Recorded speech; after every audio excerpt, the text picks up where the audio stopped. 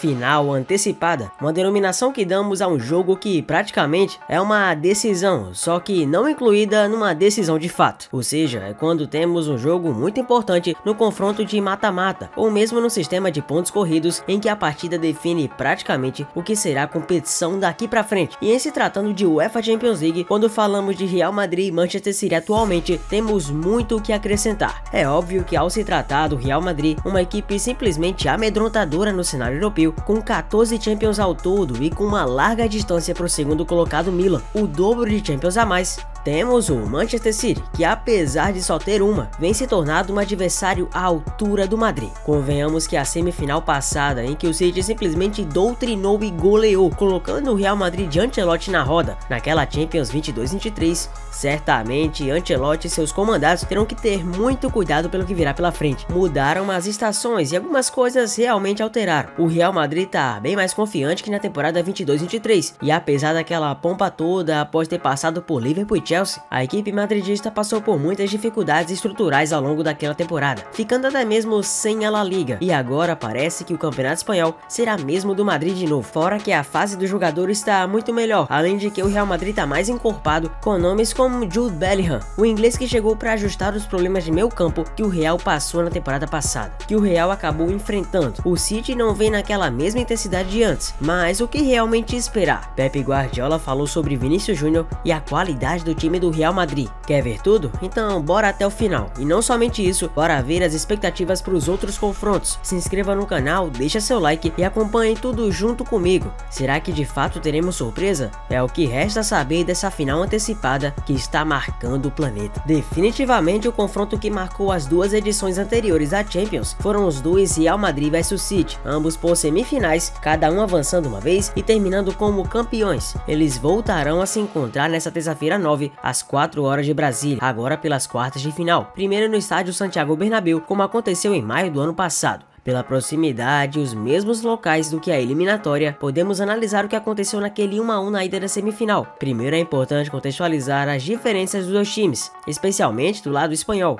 levando em conta as prováveis escalações. O time de Ancelotti não atua mais naquele 4-3-3 que marcou época, e por conta da saída de Karim Benzema, a equipe agora joga em 4-4-2, com Vinícius Júnior e Rodrigo como dupla de ataque, apesar do camisa 7 dar mais liberdade e ter ela para jogar mais pela esquerda, enquanto o Raio é fixo mais por dentro. Além do centroavante, a escalação terá de distinto as ausências dos titulares Thibaut Courtois e David Alaba, ambos fora pelo restante da temporada, substituídos por André Lunin e Nacho Fernandes. No meio campo, Luka Modric perdeu a vaga para Jude Bellingham, contratado para essa temporada por mais de 100 milhões de euros, contando com a entrada de Ferland Mendy no lugar de Eduardo Camavinga. Naquele dia improvisado na lateral, são 5 peças diferentes. Do lado dos Citizens, apenas 2 trocas, e Ilkay Gundogan se transferiu para o Barcelona, enquanto Kyle Walker está lesionado e não jogará. A ausência do defensor inglês é um dos pontos a serem abordados à frente. O Real pode ser mortal como sempre, e muita atenção do City deve estar recaída em Vini Júnior. Para variar, naquele dia o City dominou as ações, sufocou o Real Madrid inicialmente com a posse e se defendia com a bola. No entanto, quando entrou o espaço e encontrou, os merengues aceleravam e buscavam só o gol. Um erro de Rodri na saída quase permitiu um gol de Benzema. Ainda no primeiro tempo, o próprio camisa 7 foi quem marcou, após Eduardo Camavinga sair tabelando da defesa do ataque antes de servir o colega. Na entrada da área, o brasileiro deu uma linda chapada no ângulo. Até então era a única finalização dos espanhóis, perfeitamente colocada no alvo e reforçando como é um time mortal e vertical. Esse cenário deve ser o mesmo que veremos hoje. O time de Pep Guardiola quase sempre é dono absoluto da bola e empurra seus adversários, independentemente do terreno. O Real de Ancelotti não vê problema nenhum em se ver menos com a posse. Isso aconteceu até contra o Leipzig nas oitavas de final, quando passou com certa dificuldade. A arte de puxar contra-ataques mostra a importância de Bellingham e principalmente de Vini Júnior, que hoje não enfrentará seu melhor marcador na Europa, o ótimo Walker. O inglês é de longe quem melhor se sai no mano a mano com o brasileiro, além de pela capacidade física impressionante disputar de igual para igual na velocidade. Um abraço entre os dois no término do empate em 23 foi um exemplo de como se respeitam. Com Manuel Akanji ou Rico Lewis naquele setor, tudo pode ser mais fácil para Vinícius. Guardiola sabe bem a dificuldade que deve ser parar o Vini. O treinador com todas as letras lamentou a ausência do homem que seria responsável por marcar Vini Júnior. É verdade que o melhor jogador possível para marcar um jogador como Vinícius é o Caio. Infelizmente ele se lesionou em um amistoso. É o que há. Nós adoraríamos que ele estivesse em campo, mas o que eu posso posso dizer? Nós vamos jogar com 11 e temos que nos adaptar com os jogadores que temos, porque lesões fazem parte de uma temporada longa.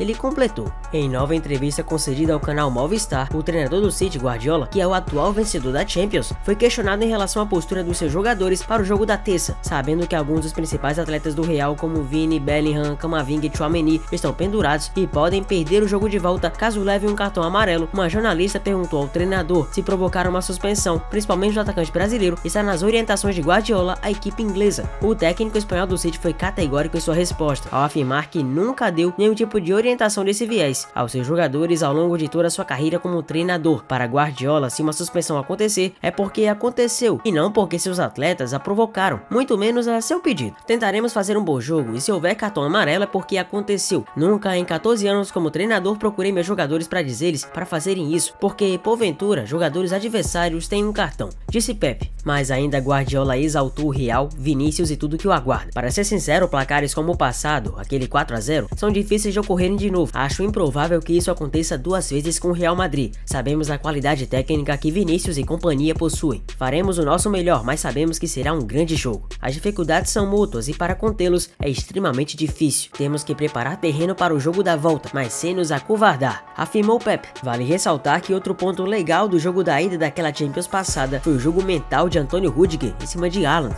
O defensor se impôs fisicamente, venceu disputas no alto e foi a caça do adversário em marcação individual, além de muita provocação, como o alemão sabe fazer como poucos. O resultado foi o norueguês quase nulo no jogo, com apenas 21 toques na bola e apenas 2 finalizações certas. Uma gíria brasileira para definir essa disputa seria que Rüdiger entrou na mente do centroavante. Isso que o atacante do City vinha na melhor forma, hein? Derrubando recordes em todo o campo que jogava.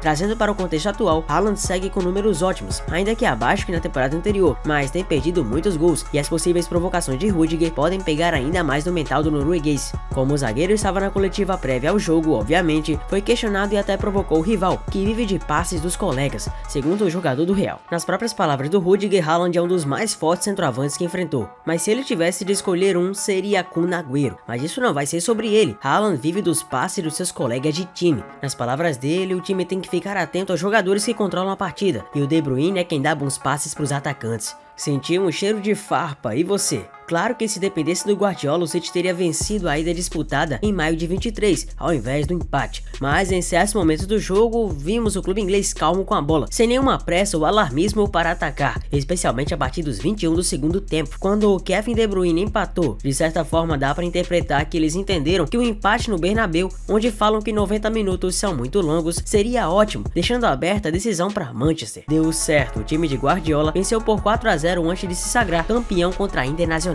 É claro que não seria um absurdo vermos essa postura de mais calma, e caso o placar esteja igualado, os Citizens aceitarem deixar a decisão aberta para daqui a uma semana. De toda forma, nós sabemos que quem avançar na que muitos chamam de final antecipada será franco favorito ao título da Champions League da temporada 23-24. E se tratando de PSG vs Barcelona, de fato há muitas dúvidas, como o PSG vai se portar, se vai ser mais ofensivo ou defensivo, como Luis Henrique vai portar-se diante do Barcelona, uma equipe que ele conhece muito bem, e principalmente como o Barça de Xavi vai agir perante um PSG que sua maior arma está no ataque, sendo ela, claro, ele, Kylian Mbappé. Também temos Atlético de Madrid versus Borussia Dortmund, que tem tudo para ser um jogo bem burocrático. Como as duas equipes vão se portar é um verdadeiro mistério, mas o que sabemos é que haverá jogo, e haverá jogo muito truncado, pelo menos é o que se espera. Dentre os 4 confrontos esperados da Champions, é o jogo que menos promete ser tanto acirrado em ações ofensivas, mas apenas é uma projeção que pode modificar-se com o tempo. E por fim, Arsenal vs Bayern de Munique, que até um tempo atrás poderíamos cravar que o Bayern era o grande favorito, só que com a decadência da equipe nessa temporada, mal treinada por Thomas Tuchel, o Arsenal, que vem muito bem na Premier League, dividindo a liderança com o próprio Liverpool e um ponto acima do City, tá fazendo o fino da bola e por isso se torna o breve favorito. Mas e pra você, quais são suas projeções não somente para Real vs City? Comenta aqui embaixo e me conta. Eu sou Seifut, obrigado por você ter chegado até aqui, deixa o like, se inscreva no canal, um abraço a todos e até o próximo vídeo. Valeu! Oh!